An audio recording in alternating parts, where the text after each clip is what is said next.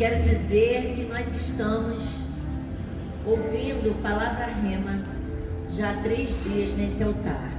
Deus tem preparado coisas para nós, como a Carol bem falou, que nos surpreendem, né?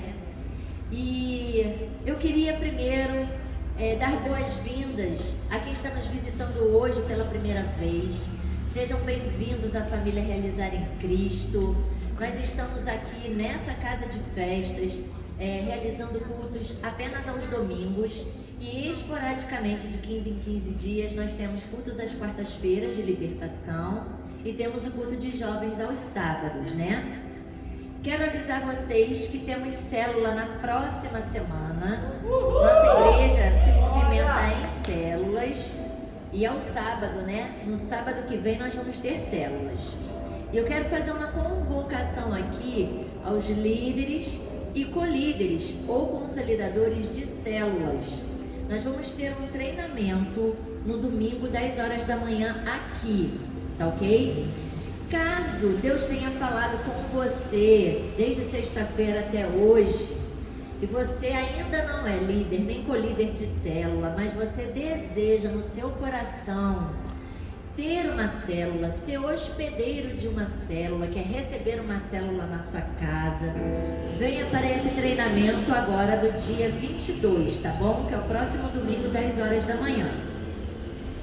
No mesmo domingo, 4h30 da tarde, nós temos a nossa escola bíblica com a nossa mestra Mônica e 18 horas o nosso culto. Vou antecipar uma coisa para vocês. Toda a nossa programação está no nosso aplicativo. E no mês de junho, nós vamos ter 2 movimentos lindos, que vai ser na nossa Santa Ceia, dia 5 de junho, vai ser uma Santa Ceia com uma festa de Pentecostes. Amém? E no sábado seguinte, que é dia 11, sábado, nós vamos ter um encontro aqui só de homens, chamado Homens de Milhões. Então os homens vão se reunir aqui e eu vou me reunir com as mulheres, que também esse evento vai se chamar Mulheres de Milhões, porque a gente precisa estudar juntos e caminhar juntos, amém? E para instigar um pouquinho vocês hoje, eu quero dizer que eu coloquei um breve esboço do que eu vou pregar aqui agora no nosso aplicativo. Então, se você já baixou o aplicativo, já tem o aplicativo aí no celular, abre aí e entra naquele atalhozinho chamado Estudos. Hoje eu parei um tempo, depois de tudo que a gente viveu aqui de manhã, eu fui para casa, terminei de fazer esse material para vocês, porque é importante a gente entender que a Bíblia, ela foi traduzida e ao longo dessas compilações, alguns sentidos da palavra original, das palavras originais, acabaram se perdendo, até mesmo porque algumas palavras não tinham uma tradução exata ao português. Amém? Mas antes de eu convidar vocês para poderem meditar sobre a palavra, eu queria que vocês estendessem a mão para mim, para que nós possamos orar. Senhor, em nome de Jesus, eu me coloco agora, Pai, diante da Tua presença no Teu altar, Senhor. Consagro a minha vida, Senhor, a Ti e coloco-me cativa, Senhor, à condução do Teu Santo Espírito sobre a minha vida. Que o meu falar, o meu agir, que todos os meus sentidos e emoções, Senhor, que todo o meu espírito esteja, Senhor, agora consagrado nas Tuas mãos. E que essa palavra venha de encontro aos nossos corações, Pai. Em nome de Jesus, amém. Amém? Então eu quero convidar os irmãos a abrir a Santa Palavra do Senhor em Mateus 4. Obrigada, Lulu. Enquanto vocês estão abrindo, eu quero falar que a Sossô está linda de óculos. Veio para o time da tia. Muito intelectual Sossô agora.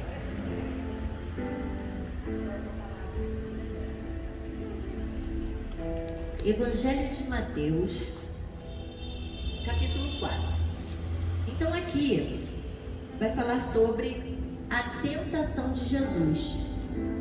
Porém, para a gente entender o que foi a tentação de Jesus, a gente vai ver que versículos antes, aí em cima, tem o batismo de Jesus. Amém? E eu queria que vocês lembrassem e visualizassem e recordassem como foi a concepção de Jesus e o crescimento de Jesus. Jesus foi concebido por uma virgem que provavelmente deve ter gerido, né, esse bebê logo no início das suas primeiras menstruações.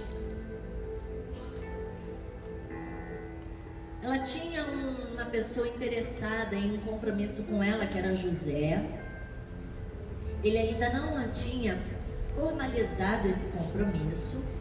Então Jesus foi gerado já nessa estrutura emocional, né, de um lar ainda não formado aos olhos humanos, mas para Deus já estava tudo concretizado. Jesus nasce, Jesus cresce, e quando a gente vai estudar um pouquinho a história de Jesus, a gente vê que Jesus tinha muitos irmãos, e Jesus sempre foi muito questionado, como se ele fosse um filho bastardo. Existem algumas histórias, né, algumas linhas teológicas, rabínicas, que dizem que Maria talvez tivesse tido um relacionamento com um soldado romano. Então, existem muitas especulações sobre a vida de Jesus até os dias de hoje. Imagina naquela época que não tinha internet. Imagina naquela época que era um falando para o outro que achava que sabia. Então Jesus cresceu numa família que, no linguajar de hoje, seria uma família tóxica. Os irmãos não aceitavam Jesus como sendo alguém especial. Os vizinhos de Maria não acreditavam na história de Maria, tanto que ela teve que se retirar da cidade dela. Algumas pessoas olhavam para Maria e para José e apontavam, e condenavam, e criticavam. E assim Jesus cresceu.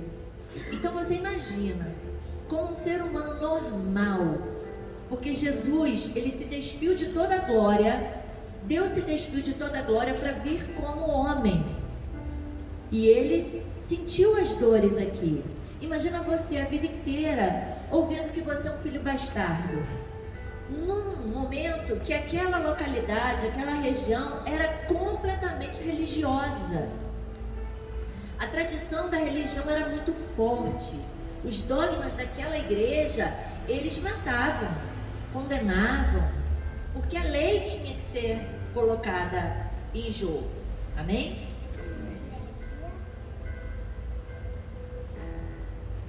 E Jesus cresce assim, sendo um escárnio, sendo uma vergonha para alguns. Por isso foi tão difícil aceitar ele como Messias.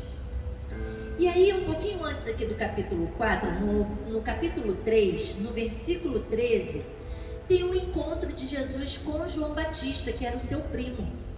E João já anunciava a vinda do Messias.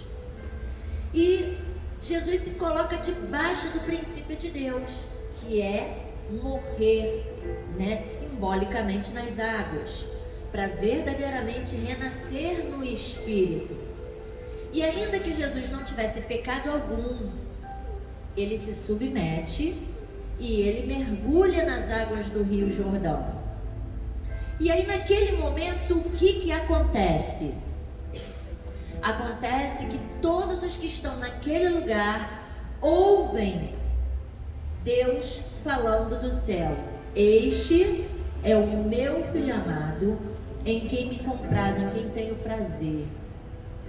Então você vê como Deus, ele é cuidadoso, como Deus, ele é zeloso.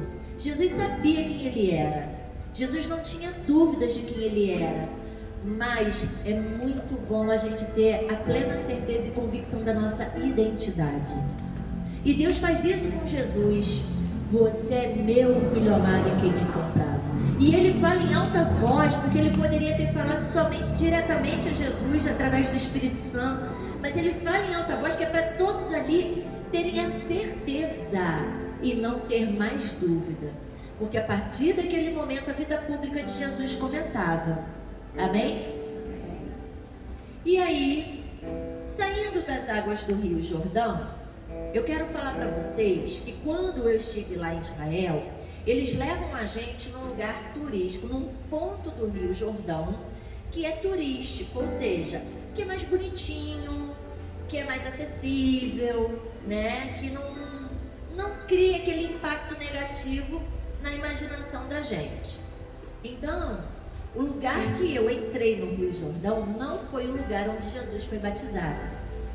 E aí, nesse estudo que eu coloquei para vocês, eu coloco a imagem do lugar aproximado de onde Jesus se batizou. E o Rio Jordão, nesse lugar, ele é estreito, tem muita mata ao redor, no seu entorno, ele é estreito, e o rio, ele é um leito de água barrenta, muito barrenta. Se você pegar com a mão, a sua mão vai ficar escura. Então imagina Jesus indo às águas naquele lugar, saindo daquela água barrenta e naquele momento ser levado para o deserto. Então vamos ler Mateus 4 para vocês entenderem o que nós vamos abordar aqui. Começa no versículo 1. A seguir, foi Jesus levado pelo Espírito ao deserto para ser tentado pelo diabo. E depois de jejuar 40 dias e 40 noites, teve fome. Então o tentador, aproximando-se, lhe disse: se és filho de Deus, manda que estas pedras se transformem em pães. Jesus, porém, respondeu: está escrito, não só de pão viverá o homem, mas de toda palavra que procede da boca de Deus. Então o diabo o levou à cidade santa, colocou-o sobre o pináculo do templo e lhe disse: se és filho de Deus, atira-te abaixo, porque está escrito, aos seus anjos ordenará a teu respeito que te guardem, e eles te sustentarão nas suas mãos, para não tropeçares em alguma pedra. Respondeu-lhe Jesus: também está escrito, não tentarás o Senhor teu Deus. Levou-o ainda o diabo a um monte muito alto, mostrou-lhe todos os reinos do mundo e a glória deles, e lhe disse: tudo isso te darei se prostrado me adorares. Então lhe ordenou Jesus: retira-te, Satanás, porque está escrito, ao Senhor teu Deus adorarás, e só a ele darás culto. Com isso o deixou o diabo, e eis que vieram os anjos e os serviram. Amém? Então Jesus sai daquela água barrenta. Ele não foi se despedir da mãe dos irmãos, ele não passou em casa para pegar uma mochila com água e comida, não pegou cobertor, não levou barraca de camping, colchonete, nem mata-mosquito. Ele foi daquele jeito para o deserto. E o deserto lá é um pouco diferente também do que a gente imagina. Às vezes a gente fala assim: ah, o povo foi para o deserto, são aquelas dunas do deserto de Saara. Não. O deserto da Judéia, ele é um deserto de rochas, são pedras, e chão batido com muitas pedras e pedregulhos. Andar por aquele lugar é muito doloroso, o pé machuca, é cansativo. Por isso que lá existem cavernas, que são fendas nas rochas, aonde os peregrinos eles entram para poder dormir e se proteger dos animais que são vorazes na noite, né? E ali é muito complicado a sobrevivência, porque não tem nenhuma plantação, não tem nenhuma agricultura próxima, não tem vegetação e muito menos água. Água é fator de luxo no Oriente. Em muitos países até hoje a água é fator de luxo, e naquela época não era diferente.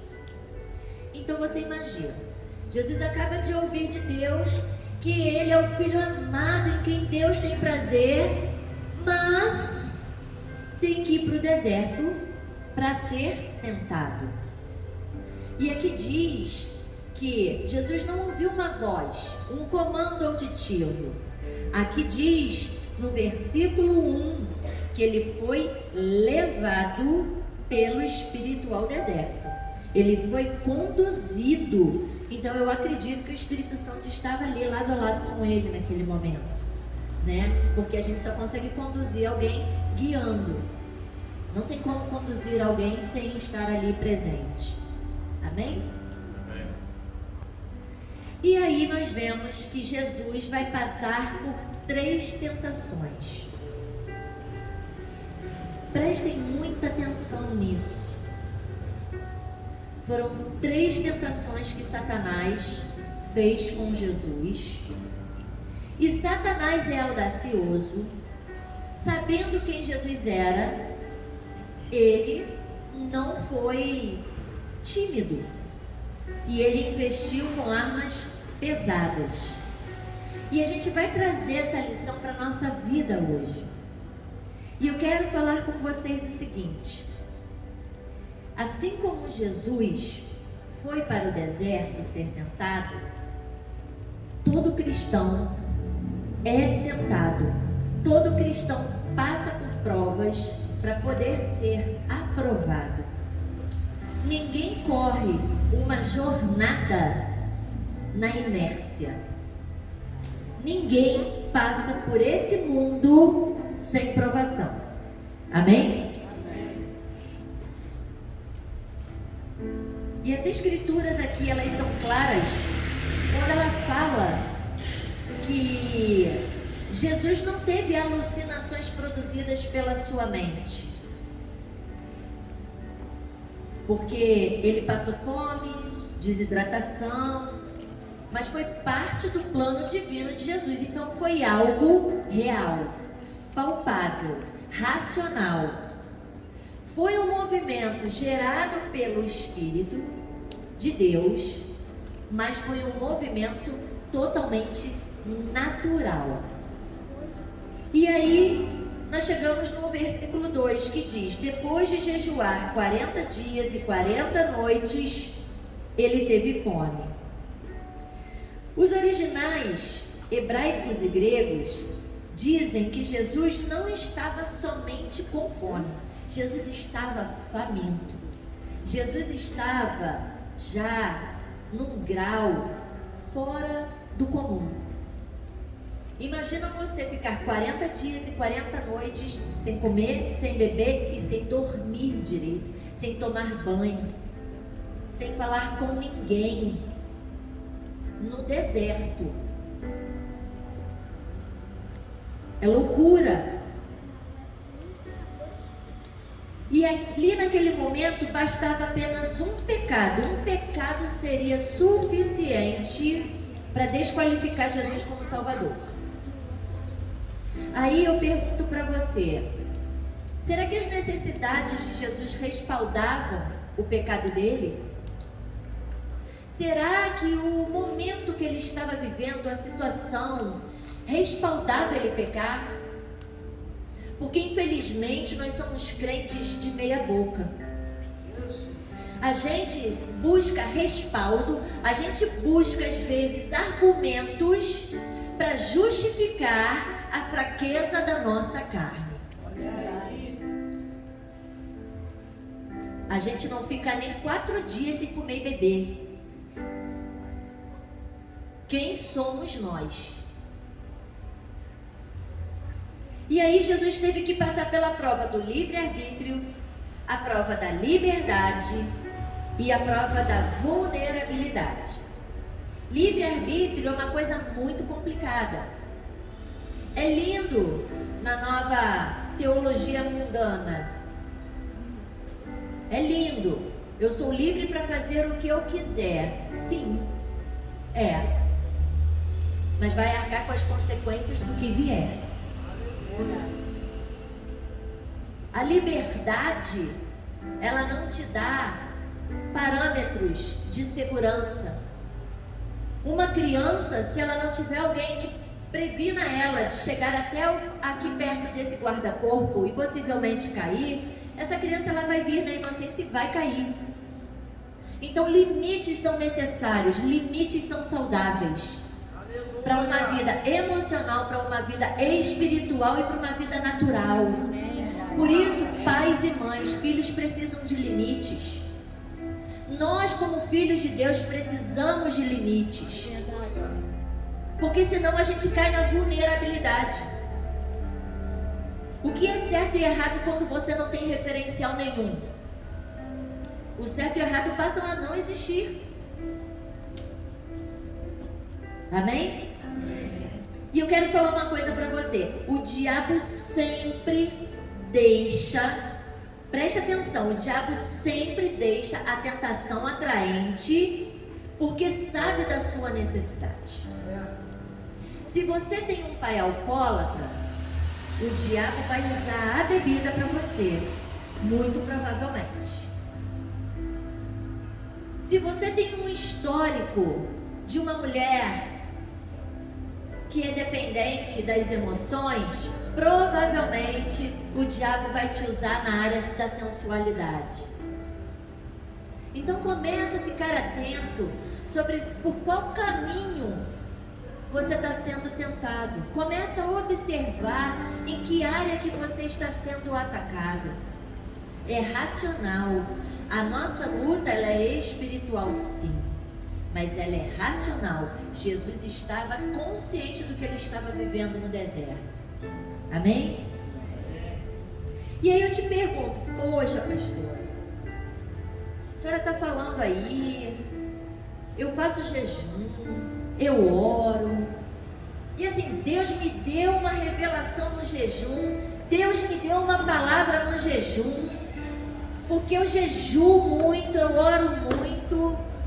Quando a pessoa fala isso, eu já começo a me preocupar, porque Jesus estava jejuando há quantos dias? Quem veio para ele?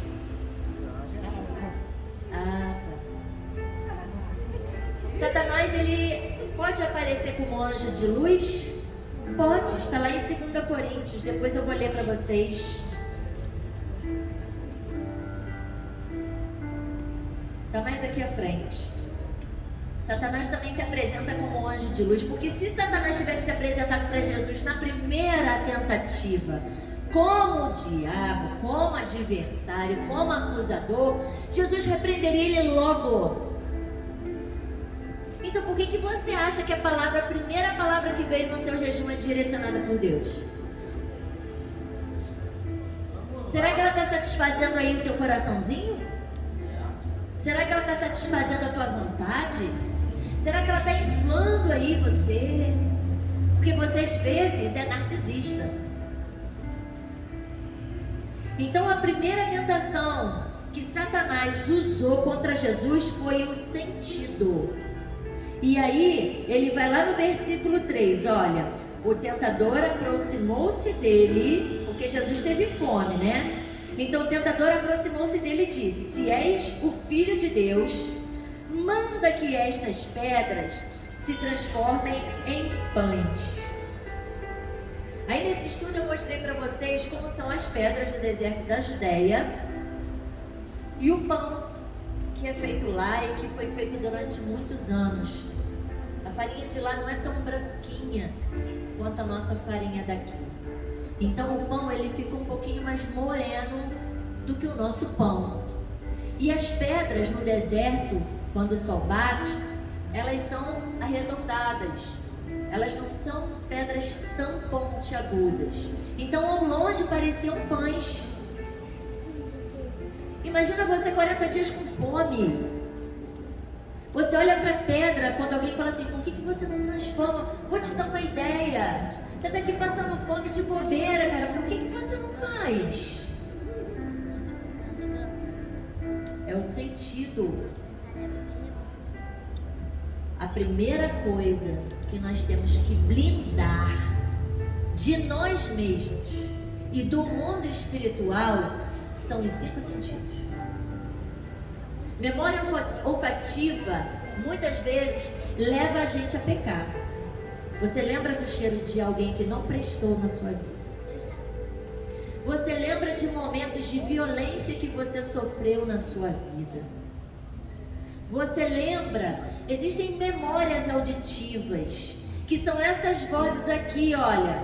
Jesus provavelmente ouviu muitas histórias, muitas vozes. Você é uma vergonha, você é um bastardo. Quem é você? E às vezes você vai escutando tanto essas vozes, vai escutando tanto que elas passam a ser uma verdade na sua vida. E aí você começa a reproduzir um comportamento como se você fosse aquilo que você ouviu. Não, querido, você é o filho amado em quem Deus se compraz. Presta atenção, você é o filho amado em quem Deus se compraz. Deus não entregaria Jesus se Ele não te amasse tanto quanto Ele ama Jesus. Verdade. Amém? E aí, Satanás se disfarça de anjo de luz. Está em 2 Coríntios 11:14. Não precisa abrir, mas está lá. E a expressão que Satanás usa, se tu és o filho de Deus, olha o se, uma condicional.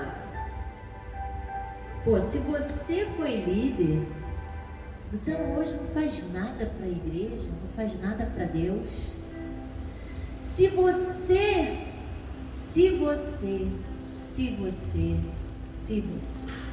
cuidado com si. Aqui Satanás estava dizendo o seguinte: Jesus, deixa eu te falar uma coisa. Filho de Deus não era para passar fome, não. Você está nessa situação aí porque você realmente é aquilo que falaram que você é.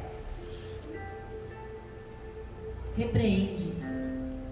Se vier o si na sua mente, querido, repreende. Em nome de Jesus. Deus não é Deus de confusão, Deus não é Deus de dúvida. Ele é muito afirmativo em muitas passagens e muitas vezes, quando Ele fala conosco, Ele é imperativo, para que não haja sombra de dúvidas. Amém? Amém. Aí eu te pergunto, quem é Satanás? Quem é Satanás para você hoje? Tem uns que colocam Satanás como um Deus. Não faz nada porque foi Satanás. Não usa nada porque é de Satanás. Não fala nada porque é do capeta. Em nome de Jesus. Você tem enaltecido mais a Deus ou a Satanás? Ele tem sido um ídolo para você, que você só faz as coisas para se esquivar dele? Ou você tem seguido a voz do Senhor? Ou você tem sido guiado pelo Espírito Santo, como Jesus foi guiado mesmo para a provação, mesmo para a tentação? Você seria capaz de falar: sim, Senhor, eu vou para o deserto para ser tentado pelo Satanás, sim, porque é da sua vontade? Você teria essa hombridade, essa força de falar: Senhor, eu aceito ir? Nem eu aceito. Ele nem perguntou se Jesus queria, né? Mas se coloca no lugar de Jesus. Ah, pastor, ele era Deus. Não. Ele se despojou de todo poder, autoridade e glória, se diminuiu de todas as formas e veio aqui, ó, na nossa pele. Então não tem desculpa, não tem argumento para você continuar justificando a sua falha. A palavra diabo em grego significa acusador. Em hebraico, a palavra Satanás tem o mesmo sentido.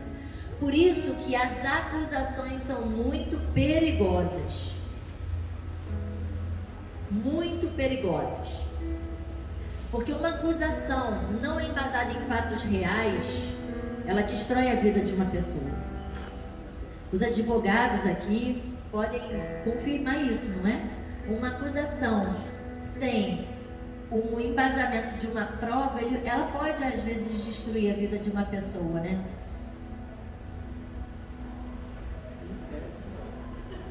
Mas na prática, sim, exatamente. Não deveria causar nenhum prejuízo, né? Nenhum dolo. Porque, na verdade, a gente tem uma máxima que chama in dubio pro réu. Isso no crime. Na dúvida, é a favor do réu. Mas a gente vê que, hoje em dia, né, os indícios estão fazendo com que as pessoas sejam condenadas. Sim. A nossa internet é maravilhosa para condenar pessoas. Basta alguém chegar na internet e falar assim: fulano traiu, fulano roubou, fulano, procura-se fulano porque tocou numa criança. E acabou a vida daquele cidadão até que ele prove o contrário. Enfim, versículo 4, vamos continuar? Jesus dá uma resposta para Satanás depois da tentativa com os pães e fala: está escrito, nem só de pão viverá o homem, mas de toda palavra que procede da boca de Deus. Amém? Por que Jesus não fez a transformação das pedras em pães? Se ele tinha poder para isso. Primeiro, porque não é a Satanás que ele obedece. Ele sabe muito bem quem é o Senhor da vida dele. Não são as vozes que estão ecoando dentro do ouvido e da mente e do coração de Jesus a quem ele obedece. Então Jesus está se mantendo firme. Mas Jesus confia tanto na providência divina, na providência celestial, que ele jamais usaria o poder do céu indevidamente. Jesus jamais usaria indevidamente um poder que lhe foi atribuído. O poder está disponível. Como você tem usado ele? Será que verdadeiramente você está usando ele de uma forma inconveniente?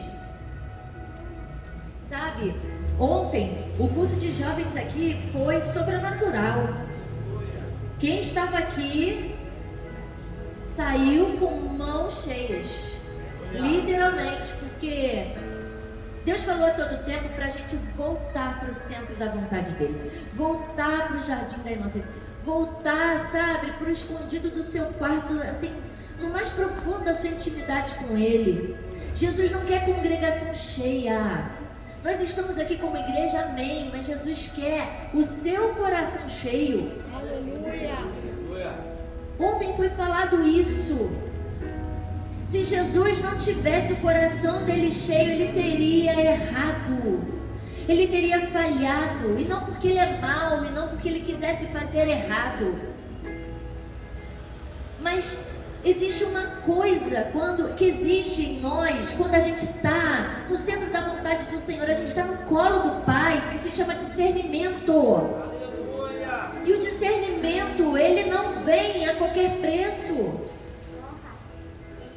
O discernimento tem o preço de você se render ao Senhor.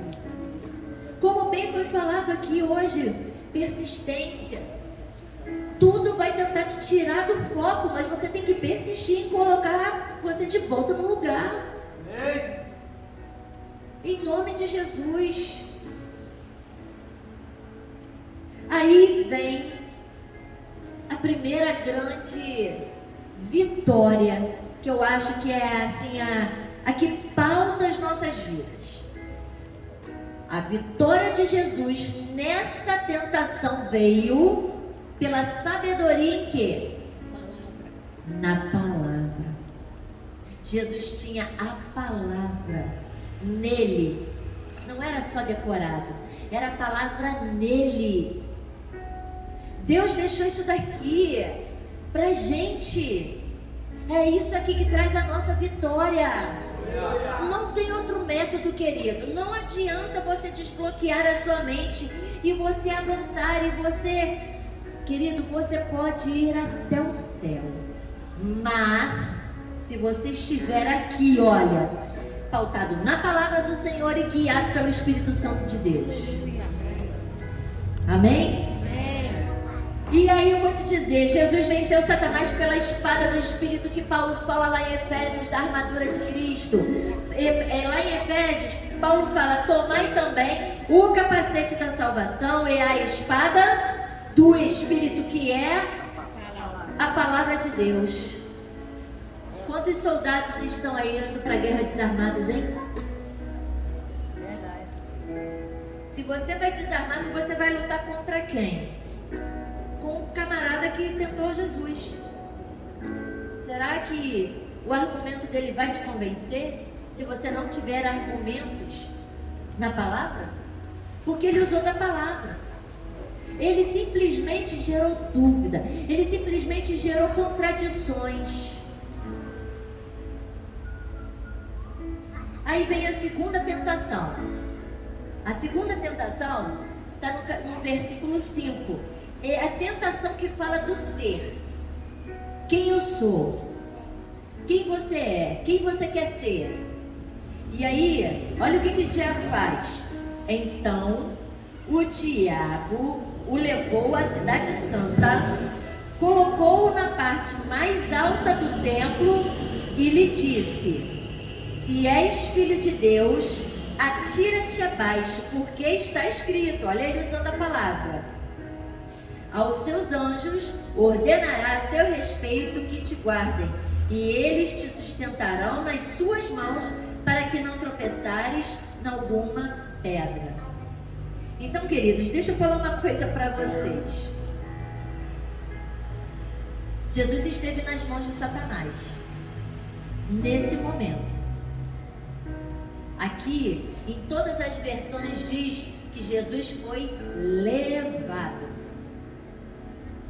Jesus foi carregado.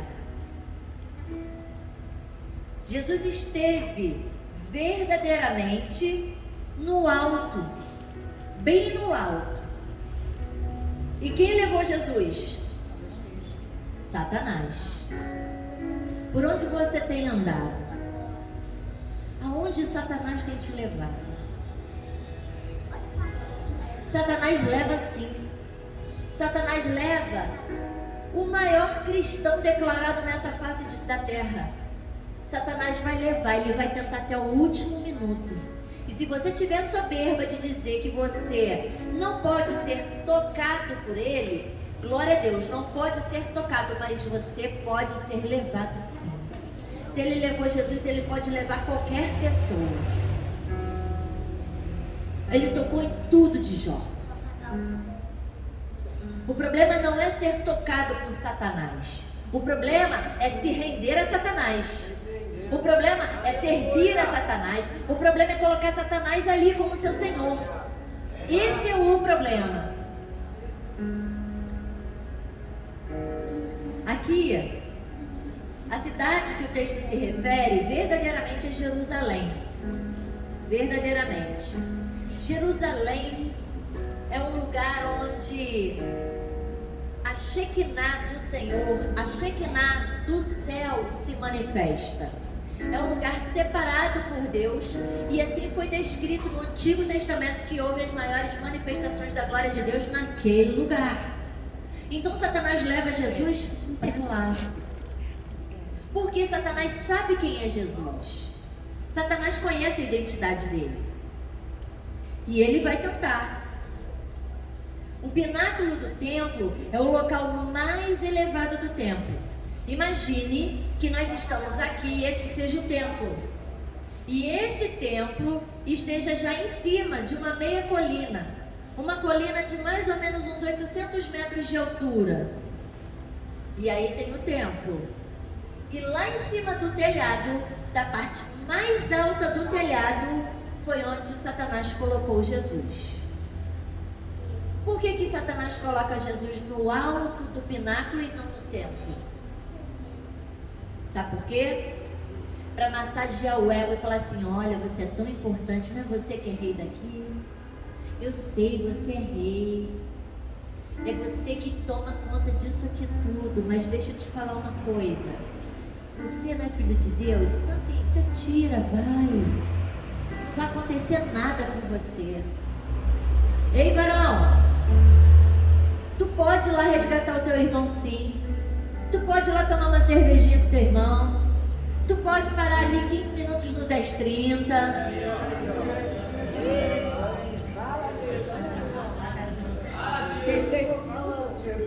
Tu pode dar uma sacudida quando tu passar ali na casa da tua colega, tá tocando um pagode. De repente o alto do teu pináculo é em outro lugar. De repente o alto do seu pináculo não é verdadeiramente ser o rei dos reis. Você está se nivelando por onde?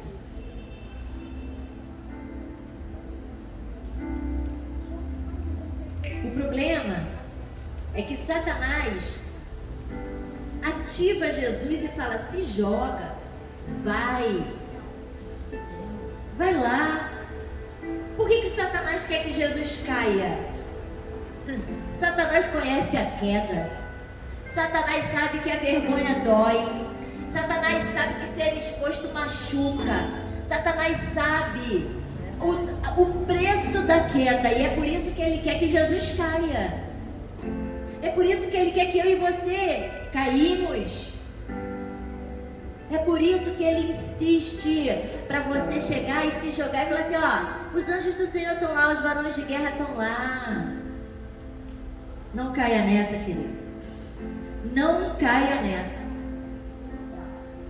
A queda física, ela dói muito, porque ela te expõe no meio da congregação. Mas a queda espiritual é que decreta que você perdeu no mundo espiritual. Essa queda espiritual, quando você realmente aceita chegar lá no nível mais baixo, aí você não tem mais volta. Porque Jesus vai sempre estar de braços abertos para você. O problema é que você vai ficar amarrado na sua vergonha. Você vai ficar amarrado, sabe, no seu constrangimento. Quantos estão lá fora porque não deram conta de retornar depois que pecaram? Miseráveis de nós que condenamos alguém, que julgamos alguém por ter pecado. Nós precisamos de arrependimento. Quem somos nós para julgar alguém que pecou? A nossa posição é ajudar alguém a não pecar. Porque se hoje tem muito ex-crente, ex-cristão, enfim, protestante, a responsabilidade é da igreja evangélica.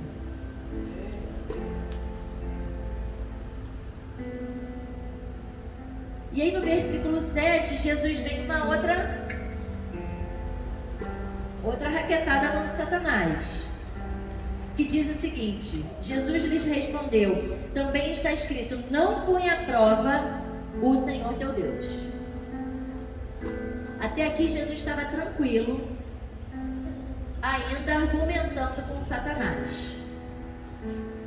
Jesus tira essa palavra da Bíblia, né? da escritura do Senhor. Não põe à prova o teu Deus. Mas e quando alguém chega para você e fala assim: você tem que fazer prova de Deus? É antibíblico? Não é antibíblico. Você tem que fazer prova de Deus. Fazer prova de Deus em que sentido? Em testar Deus até onde vai o poder dele, ou de experimentar e falar assim: Senhor, eu estou na tua mão. Eu agora quero ser conduzido e eu quero experimentar. Se o Senhor fez na vida do meu irmão, faz na minha. Eu quero viver uma experiência única com você. Eu quero ter a minha experiência. Quando eu me converti, eu falava exatamente assim para Deus. Eu via tanta gente bem sucedida, tanta gente feliz, testemunho de cura. E eu falava: Deus, eu não quero as bênçãos, eu quero ter uma experiência com você. Eu quero te sentir, eu quero ver o que eles veem. Se o Senhor fez com eles, se o Senhor abraçou, se o Senhor fez alguma coisa, faz comigo porque eu quero. E Ele fez. E ele fez. Deus conhece o nosso coração. Ai, Deus, cuidado ao você fazer prova de Deus. Faça com sabedoria. E a terceira tentação, depois dos sentidos, que são a carne, depois do ser, quem você é, aí Satanás joga pesado, que é aqui que muita gente cai, que é o ter. Hoje, quantos querem ter? Quanta gente vive uma vida mentirosa, mostra uma coisa que não é. Se está mostrando uma coisa que não é, já está no domínio de Satanás, porque a mentira é de Satanás. Ele é o pai da mentira.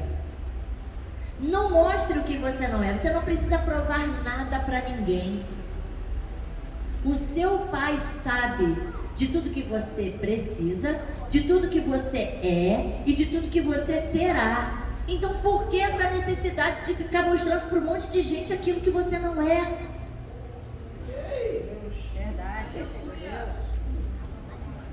Versículo 8. Depois o diabo o levou. Olha, ele estava lá no pináculo do templo, lá em Jerusalém. Primeiro ele estava lá em Jericó. Satanás levou ele lá para Jerusalém e depois levou ele para um outro monte.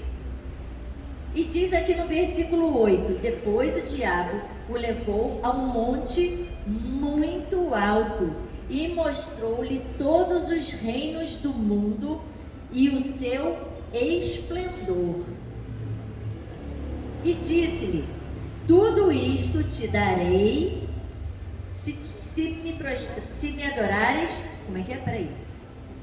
É que eu copiei ali, eu copiei, acho que é errado. Ele disse: tudo isto te darei se prostrado me adorares. Então vamos lá. Eu quero ter um varão abençoado. Eu quero ter um varão abençoado. Estou desesperada em Cristo Jesus, que eu não consigo mais esperar. Eu até escolhi esperar, mas eu não quero mais. E aí eu decido ter esse varão. Tomei uma iniciativa minha. E aí o que eu faço? O que Satanás usa? Qual é a ferramenta de Satanás para atrair um varão? É a sedução. Então assim, ao invés de eu usar uma saia aqui embaixo do joelho, eu passo a usar uma saia mais curta. Eu passo a usar um decote mais provocante. O varão está parado, eu passo. Dá licença, varão. Parece que é Satanás? Não, não parece que é Satanás, mas é. Tome muito cuidado. Muito cuidado, gente. Vamos lá. Quando Satanás diz: tudo isso te darei se prostrado me adorares, estava significando que ele estava falando assim para Jesus: cara, você não precisa passar por tudo que você vai passar. Você vai sofrer de bobeira. Você vai ser rei de qualquer jeito. Deus já decretou lá que você vai ser rei. Rei dos reis. Então para que você vai passar por isso tudo? É só você agora aqui, olha. Só você tá aqui, ó, meu parceiro, fechamento. Tu não vai passar pela crucificação, ninguém vai mais te xingar. Sabe, você não vai sentir dor. Você não vai passar por nada disso. Não é assim?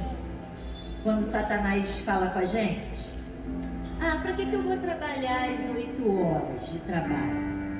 Patrão é chato pra caramba, quer saber de uma coisa? Eu vou lá no banheiro olhar o zap. Ah, quer saber de uma coisa? Deixa eu te falar. A Bíblia não fala no Novo Testamento se o dízimo é um decreto ou não. Isso é coisa do Antigo Testamento. Quer saber de uma coisa? Vou dar. e várias outras coisas que eu poderia elucidar aqui para vocês. Eu acho que quando Jesus tem um encontro conosco, um encontro que impacta a nossa vida, que nos transforma de dentro para fora, a gente sabe o que é dele.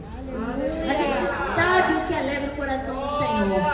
Ainda que desagrade o marido, a esposa, o filho, o pai e a mãe, mas a gente sabe e a gente não tem como negar em fazer. A gente não tem como negar em deixar de fazer. Essa é a questão. Tudo te é lícito, mas nem tudo te convém. Satanás argumentou com a palavra. Então cuidado ao usar alguns versículos para respaldar a sua folga. Em nome de Jesus. Os atalhos são prejudiciais, porque nós somos seres humanos e precisamos de processos. Todo ser humano precisa de processo para crescer em tudo na vida. Quando você corta um caminho, você se arrepende, porque lá na frente você vai ver o preço que esse atalho vai te trazer. É assim para tudo. Não adianta contratar alguém para pagar e fazer a sua prova, que você vai se dar mal quando você pegar um cliente, quando você for formado. Não adianta, gente.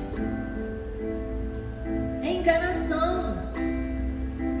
A cada ataque repelido de Jesus, Jesus estava mais próximo do matadouro. Jesus estava mais próximo do Calvário. Então, o que eu quero te falar, resista ao ataque. Aleluia!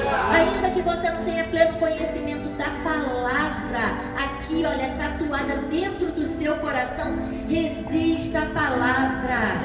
E fala, eu sou o filho amado em quem Deus se compraz, e eu não vou negar o meu Deus. Eu não vou negar esse senhorio para qualquer pessoa.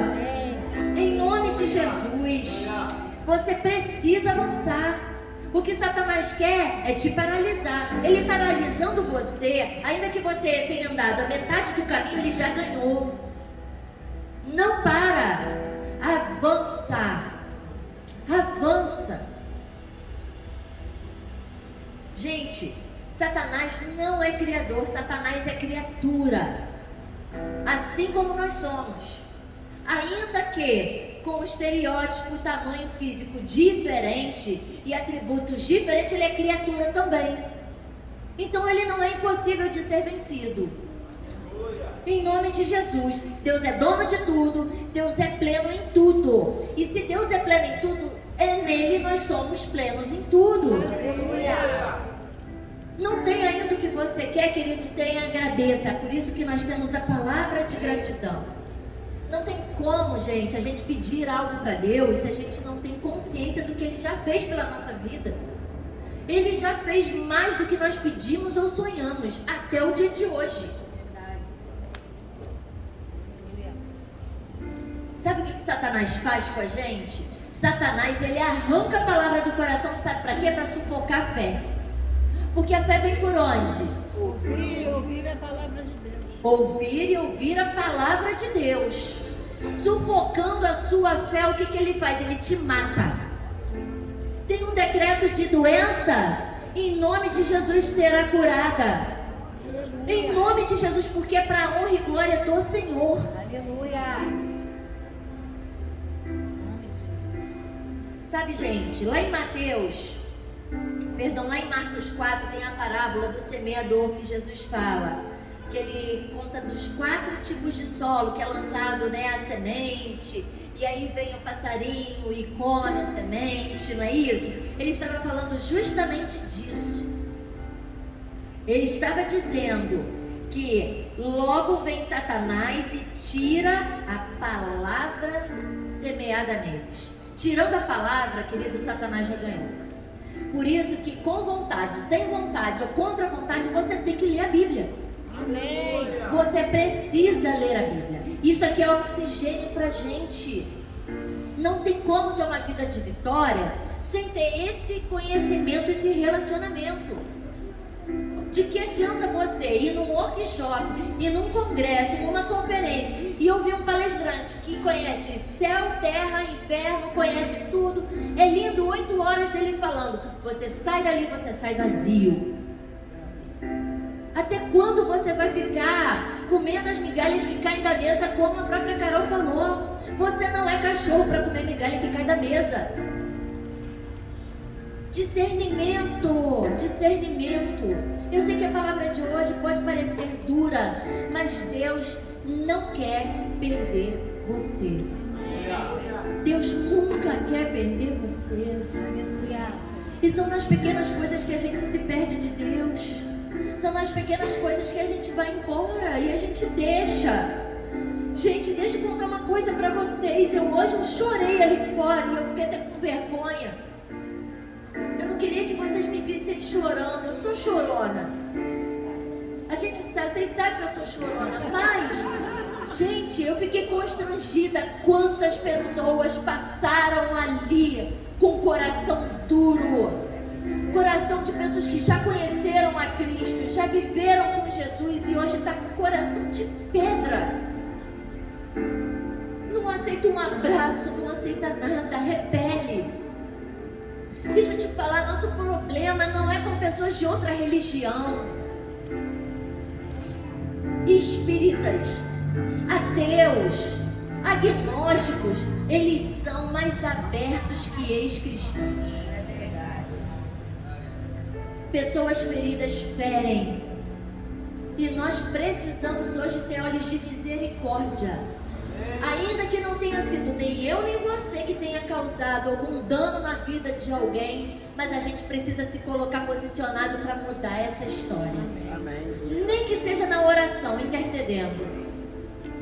Nem que seja clamando, pedindo a Deus. Em nome de Jesus. E aí Jesus vem, aí Jesus vê quem é Satanás. E aí no versículo 10 ele fala: então Jesus lhe ordenou. Jesus já não estava mais falando. Jesus ordena. Quem sabe quem é, quem conhece a sua identidade, ordena. Satanás tem que estar debaixo dos nossos pés. Ele ordenou: retira-te, Satanás, porque está escrito: ao Senhor teu Deus adorarás e só a Ele darás culto. E com isso, deixou o diabo, e eis que vieram anjos e o serviram. Ah, querido, ser servido por anjos está disponível para mim e para você. Aleluia. Está disponível para mim e para você.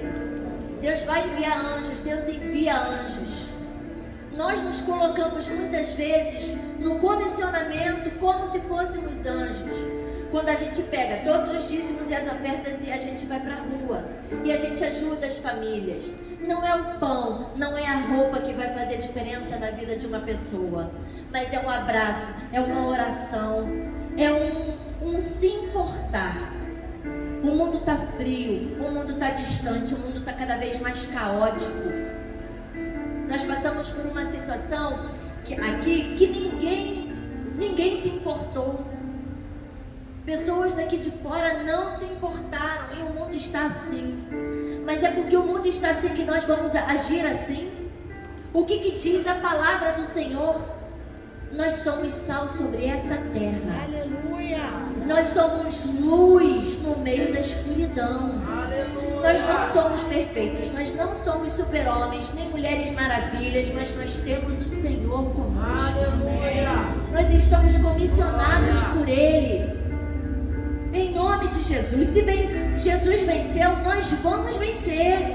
Em nome de Jesus. Agora abra sua Bíblia em 2 Coríntios 4.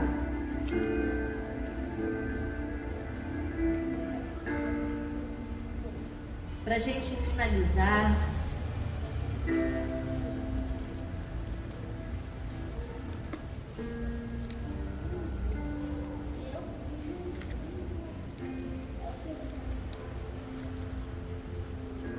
Segunda Coríntios, capítulo 4, nós vamos ler do versículo 7 ao 10.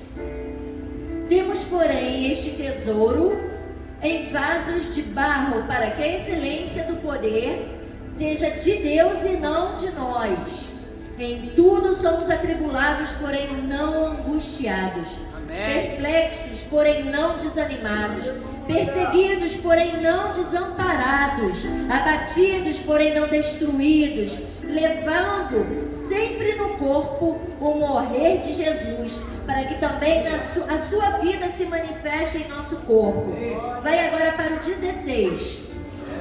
Por isso não desanimamos, pelo contrário, mesmo que o nosso homem exterior se corrompa, contudo o nosso homem interior se renova de dia em dia. Em nome de Jesus, porque a nossa leve e momentânea tribulação produz para nós eterno peso de glória, acima de toda comparação. Não atentando nós nas coisas que se veem, mas nas coisas que não se veem, porque as que se veem são temporais e as que não se veem são eternas. Queridos, em nome de Jesus, Satanás já está derrotado nas regiões celestiais e ele quer carregar, além de um terço dos anjos, ele quer carregar a terra. Mas a gente vai dar uma resposta para ele, a gente não vai. A gente vai subir. A gente vai subir com o nosso amado. Ele vai entrar e ele vai nos conduzir até a Nova Jerusalém. Nada vai nos parar. Nada vai nos parar. Fique de pé em nome de Jesus. Eu queria chamar a pessoa do louvor aqui, meu pastor à frente.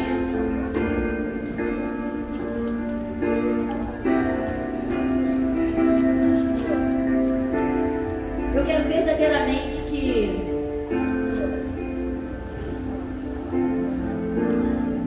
no final do culto eu falo com você. Só um minutinho. Amém. E aí? Chamaram ele de mendigo lá dentro do ônibus. Ele não entrou dentro do ônibus porque não tinha um sapato para comprar. Amém. Mas eu falei para ele, filho, eu vou arrumar um sapato para porque eu achei ele na rua, deitado com o mendigo. Eu tirei ele da rua. Ele não é mais mendigo, em nome de Jesus. Ele não é. Ele Não não é. tem roupa nenhuma. Amém. Eu quero que você, amado, leve assim no seu coração agora que você precisa estar no centro da vontade de Deus. Você precisa hoje ouvir a voz do Senhor, ser guiado pelo Espírito Santo do Senhor. Negue sim a sua carne. A sua carne não vai te levar para um lugar perfeito. O que vai te trazer a perfeição é o Espírito Santo do Senhor.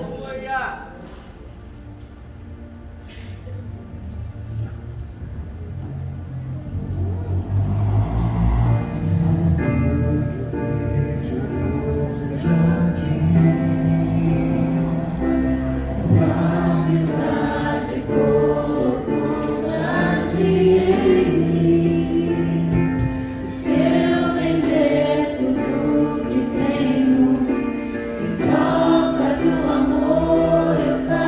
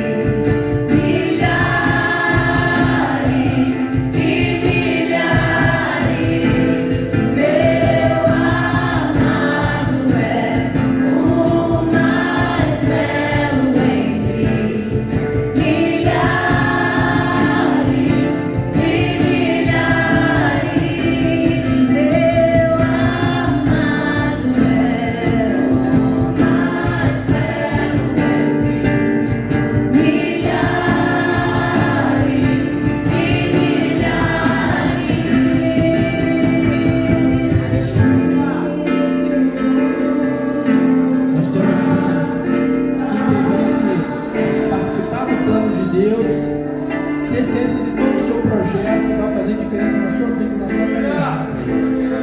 Nós temos que entender que Jesus, quando ele desceu, ele participou da queda de Satanás. Ele estava lá, ele viu tudo acontecer. Satanás, quando veio para essa terra, também tinha ciência que o pai estava mandando um filho como carne para exercer autoridade. A diferença é que Jesus sabia de todos os planos.